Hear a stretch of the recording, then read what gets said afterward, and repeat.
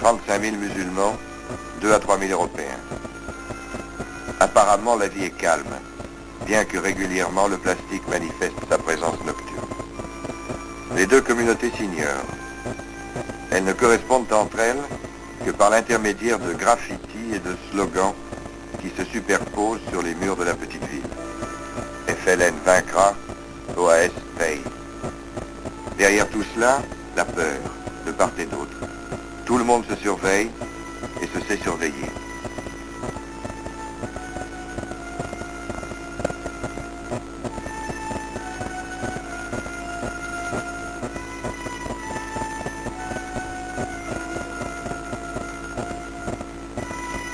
Autour de la ville, le bled.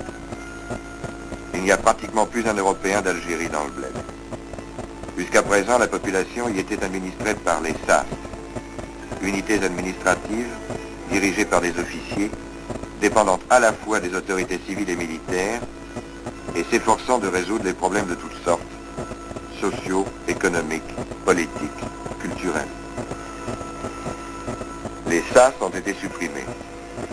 Elles sont actuellement en plein déménagement. Leur départ coïncide avec le cessez-le-feu, bien que leur dissolution ait été effectuée en fait en février dernier. Nous avons rencontré un officier SAS placé devant un double problème.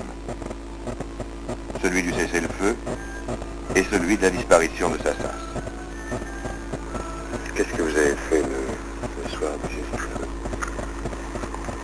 Le soir du cessez-le-feu, je suis allé dîner à Soukaras. Je suis allé passer la soirée à Soukaras. Parce que je n'étais pas très heureux ni très gai. Alors j'ai essayé, je suis allé avec un de mes collègues d'Anencha exactement. Nous sommes allés parler ensemble et essayer de nous consoler mutuellement. Qu'est-ce que vous a apporté cette vie?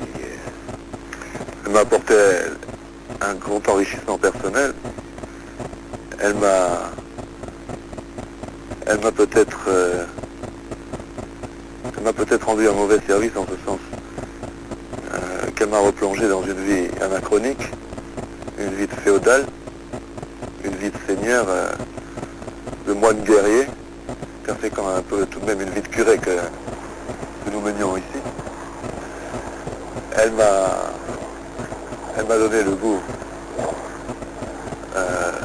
goût d'être aimé, je crois. Parce que je ne sais plus si l'attachement que j'éprouve pour ce territoire et ma population vient de l'amour que je lui porte ou de l'amour que cette population me porte. J'ai l'air de me vanter en disant ça, mais elle en a donné des preuves. Elle en a donné des preuves et elle m'a bien souvent dit, lorsque je lui disais, mais quand je partirai, le travail continuera, il y aura encore des secours, votre ventre sera encore plein. Et ils m'ont souvent répondu, mais ça on s'en fiche. On s'en fiche pas, mais ce qu'on veut surtout, c'est continuer à te voir toi, ta figure. Ces populations musulmanes dans lesquelles sont plongés notre lieutenant et tous les lieutenants SAS, nous avons discuté avec elles. Les questions qu'elles nous ont posées nous ont amenés à contacter des militants FLN. Voici le dialogue que nous avons eu avec 3 d'entre eux. Bon, messieurs, vous êtes tous 3 militants FLN à des titres divers d'ailleurs. Vous êtes militaire, vous êtes... vous êtes étudiant, je crois. Oui, étudiant. Oui. Vous êtes étudiant aussi. Comment ça s'est passé le cessez-le-feu ici? Est-ce que vous avez fêté le cessez-le-feu? Non, pour nous, on a reçu de mots d'ordre. Qu'on ne devait rien faire. Ah bon? Oui. De la part du front? Du front. Et vous n'avez rien fait du tout? Non, rien du tout. C'est-à-dire, on était joyeux, quoi. On a manifesté sur une manifestation d'enthousiasme, quoi. Une manifestation de joie. Mais malgré ça, on n'a rien fait. Parce que la population, ils ont bien voulu manifester avec l'emblème FLN, c'est le drapeau algérien. On n'a pas su le mot d'ordre parce qu'ils ne devront pas faire ça. Vous devez me comprendre. Avec nous aussi, on fait des agitations et les pieds noirs aussi. Ça va faire une bagarre. Oui. C'est pour ça qu'on a passé le mot d'ordre qu'ils devront rester chez eux. Au moment d'autodétermination, il va y avoir le choix entre 3 possibilités. c'est-à-dire le statu quo du département français, l'indépendance totale absolue et l'indépendance en coopération avec la France. Laquelle choisirez-vous? Moi, je choisirais la coopération avec la France, franchement. Oui. C'est la meilleure. Je crois que je représente le 80% de l'opinion musulmane en Algérie. Mais vous le ferez parce que le CNRA et le GPRA vous le demandent, ou vraiment parce que vous pensez que c'est vraiment... Oui, C'est ça l'intérêt du pays. Personnellement, sur la question, j'ai vu que la France est vraiment nécessaire. Elle ne peut pas ne pas être d'ailleurs parce que De toute façon, il le faut. jour au lendemain après l'indépendance, il faudrait bien que notre pays nous vienne nous aider. Nous ne pourrons pas nous soutenir nous-mêmes dès le premier jour. Il faudrait que ce soit notre pays qui vienne et qu'il nous soutienne. Alors, Je préférerais mieux vivre avec la France et être soutenu par la France qu'être soutenu par notre pays étranger. pour l'aide économique, financière, etc. Et parce Puisque nous sommes imprégnés de culture française, puisque nous sommes déjà avec la France, je ne vois pas pourquoi changer de pays, vous voyez. De toute façon, une aide étrangère est nécessaire, d'une façon ou d'une autre. Oui, mais enfin, c'est quand même contre elle que vous avez combattu pendant 7 ans. Oui, c'est contre elle. tout à fait quoi. Non, contre elle, non contre elle. Moi, C'est personnellement, contre un principe, ce n'est pas contre la France, c'est contre le colonialisme. C'est pas contre la France, vous voyez. Quelle différence faites-vous entre les deux? Ah ben la France, le colonialisme, moi, d'après moi, c'est justement ce qui m'empêchait d'accéder à certaines fonctions publiques. C'est ce statut de l'indigène qui est inférieur à l'Européen colonisateur. Tandis que la France, ben, c'est un pays, quoi, c'est la démocratie. Qu'est-ce que vous pensez, vous, de la France? Pour moi, la France, Vous qui vous êtes battu contre son armée, qu'est-ce que vous en pensez là? moi, j'ai rencontré pas mal de types de la métropole, des militaires, quoi, pas mal de l'accrochage. Nous, vous voyez, on n'a pas de rancune vers les métropolitains. C'est-à-dire, si on aura un prisonnier, c'est-à-dire un pire français, c'est facile de chose, quoi, de la métropole, il sera bien recueilli, quoi. Même moi, j'étais fait prisonnier par un lieutenant Chous, j'étais bien reçu, quoi. Il m'a pas maltraité, quoi. Quand même, il m'a respecté. Il m'a donné le régime d'officier.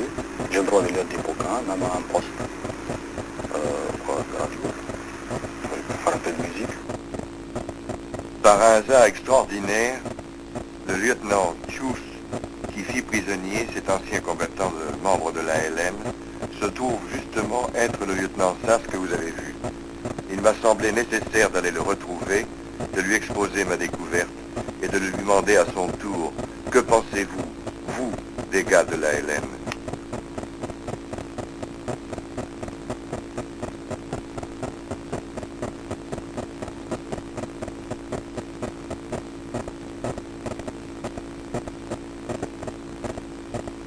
Les types de la LN, je n'ai rien contre eux, évidemment. Enfin, je n'ai rien contre eux. Ils étaient nos adversaires.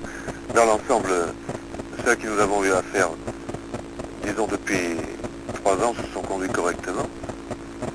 Je dis ici, moi l'intérieur, je connais très peu, j'ai toujours travaillé sur la Tunisie. Alors évidemment, je n'ai rien contre eux. Mais il ne me paraît pas possible que les rebelles laissent tranquilles tous ceux qui ont travaillé pour nous. Et je ne parle pas tellement des rebelles qui étaient dans l'armée de libération nationale, mais je parle des rebelles politiques. De ceux qui vont arriver incessamment pendant la période transitoire et surtout après le référendum.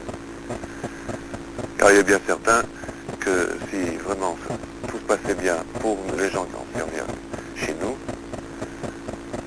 un grand fardeau serait ôté et on envisagerait tout avec beaucoup plus d'optimisme et on arriverait même à être heureux de ce cessez-le-feu et même presque de cette indépendance. Mais il y a une telle crise de confiance qu'il n'est pas possible de se rasséréner tout seul. Ces hommes, ces musulmans sont des Morasmi. Ils faisaient partie de l'armée française et étaient chargés d'assurer la sécurité des Sas. Que vont-ils devenir maintenant? C'est la question qu'ils posent à leur lieutenant. et à laquelle ce dernier ne sait pas encore répondre, d'où son trouble. Qu'est-ce que vous comptez faire? Rien. Je suivrai l'armée jusqu'à ce qu'ils me disent de la quitter. Et alors, qu'est-ce que vous ferez à ce moment-là? Ben, je sais pas. Ben, une fois que je serai entre les mains des nouveaux concurrents, ben, je sais pas. Ça, c'est à eux de décider. Est-ce que vous croyez que votre vie serait en danger à ce moment-là? Oh, ma vie. Oui.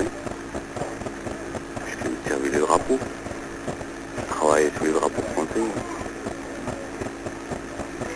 Et vous croyez que ça serait suffisant pour que vous soyez en danger? Si vous n'êtes plus dans l'armée française, si vous vivez normalement, enfin... Oui, je sais, enfin, une fois que je serai dans le civil, l'armée m'abandonne, ben, je serai obligé de chercher un boulot. Et je crois pas que c'est facile d'avoir un boulot. Qu'est-ce qui vous tracasse le plus? C'est le fait de ne plus avoir de boulot ou le fait que peut-être vous risquez d'être embêté après parce que vous avez été dans l'armée française? Les deux. Parce qu'on pense si on échappe au FLN, eh ben, sûrement on ne trouvera pas de boulot.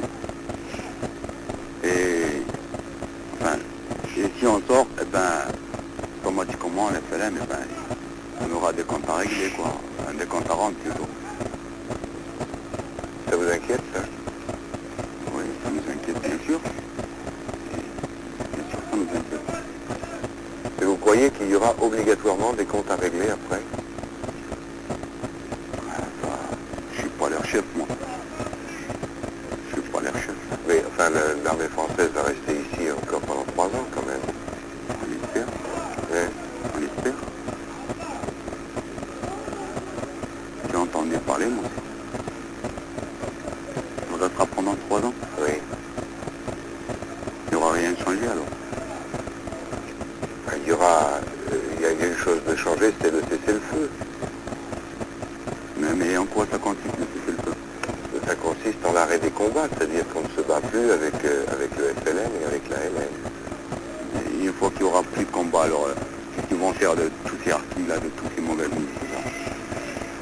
Ben, je crois qu'il est prévu justement que d'une part on les recase soit dans l'armée française, soit qu'on essaie de leur trouver du travail. Et dans les accords sur le cessez-le-feu, il est prévu que après, on ne pourra pas leur reprocher d'avoir servi dans l'armée française. Il est difficile de rassurer les gens. J'aurais dû préciser peut-être que l'armée française resterait, non pas à Soukaras pendant 3 ans, mais en Algérie. Mais les seuls hommes capables de répondre à ces problèmes sont ceux que j'interviewais tout à l'heure. Je leur ai posé la question. Quelle est votre pensée vis-à-vis de ce problème? Premièrement, il y a aussi la question que leur propose la France. Ils ont alors choisir entre se rengager dans l'armée française ou bien alors démissionner de l'armée française et être à la disposition de l'ALN. Et puis l'ALN, je sais que l'ALN est disposé à les accepter dans ses propres rangs. Il n'y a pas vraiment de rancune contre ces militaires qui ont servi dans l'armée française, vous voyez. De toute façon, ce qu'on se propose de faire, c'est de tracer un trait sur ce qui s'est passé et puis de bâtir quelque chose sur des bases tout à fait nouvelles, vous voyez. Et puis si on tenait compte des anciennes rancunes, on n'en finirait jamais. Oui, il faut construire le futur sur de nouvelles bases. Mais vous ne connaîtrez pas l'opinion des Européens à cesse. Puissent-ils comprendre